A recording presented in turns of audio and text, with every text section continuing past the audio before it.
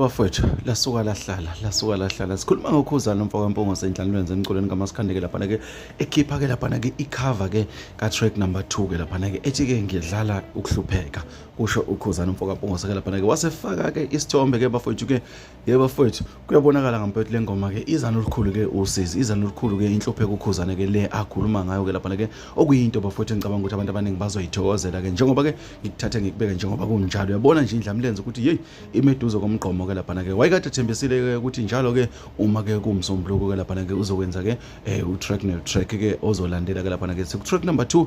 ngokulandelayo ke lapha ke siza ke track number 3 ke lapha ke bafowethu lento inhle kakhulu yenziwa uKhuzani ke kukhomisa ukusobala ke lapha ke ukuthi ke lobucule noma ke ubuchule bakhe ke aza nabo kule game ke bukhulu kakhulu ke lapha ke ukhulumile ke futhi ke wathi cha lapha ke no USB wathi no CD ke lapha ke kusho ke yena ke uKhuzani Mpungose ke shuthi ke lezi ngoma ke ziyotholakala ku online kuphela ke lapha ke